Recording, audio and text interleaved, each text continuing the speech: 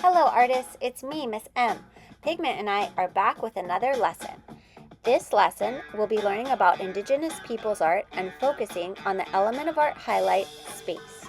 Space can be empty or crowded. It can be wide open and extend as far as your eye can see, like the Long Beach Harbor, or it can be really crowded and full of things like the engine room is on the Queen Mary. Space can also be three-dimensional or two-dimensional. Three-dimensional means that it takes up actual space. So an example of this is this sculpture, which you can find outside of the Huntington Beach Library. Anything that takes up physical space is using the element of art in this way. For this lesson, we'll be focusing on three-dimensional space, and then for our next one, I'll remind you about two-dimensional space, which is how we'll use it then. Two-dimensional can mean that the artist is creating the illusion on a flat piece of paper. Or it can also mean that's how artists use the space within the frame that they're working on. Here are some more examples of artists that have created sculptures or art pieces that take up three-dimensional space, just like the ones that we'll do today.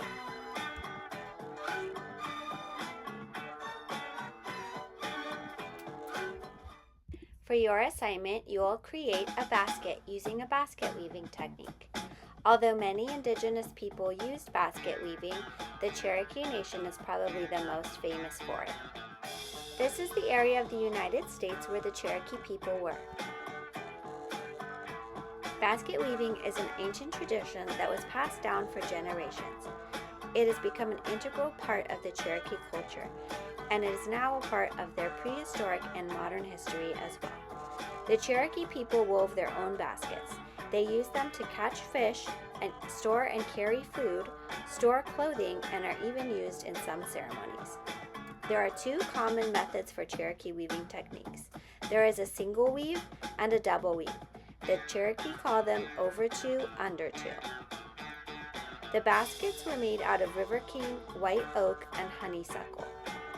Then they dyed the baskets with yellow root or butternut.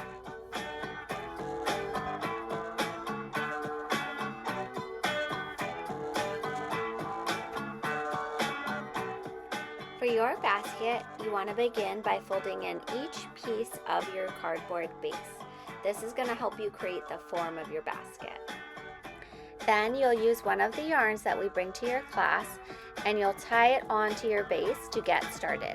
Remember, we practiced this on our portfolios, and this is how you'll attach your next piece of yarn once you run out.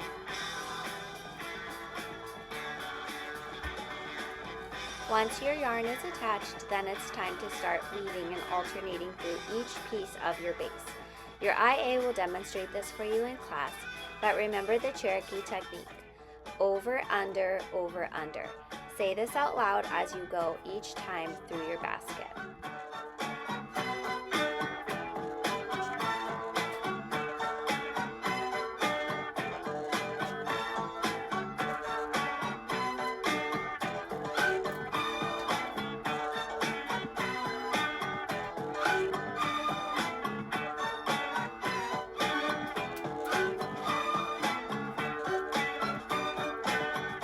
Continue to build your basket, stacking your yarn on top of itself as you go around and using the first full string of yarn.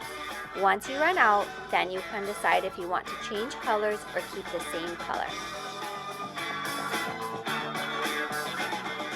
Once you've completed one piece of yarn all the way through your basket, you can then decide if you want to change colors or keep the same solid color all the way through.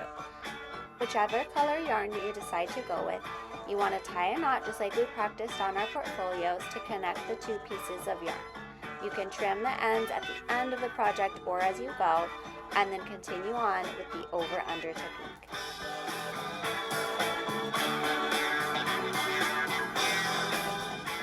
As you near the top of your basket, you want to make sure that all the tails of your cardboard pieces are tucked inside, going in the same general direction. This is going to keep your basket looking neat and woven, and it'll cinch everything together. Once you've reached the top of your basket and you've pushed your yarn down as low as it can go, that means you're done. So once more, make sure that all the tails of your cardboard are tucked into each other and your basket is complete. Here's an example of what your final project can look like.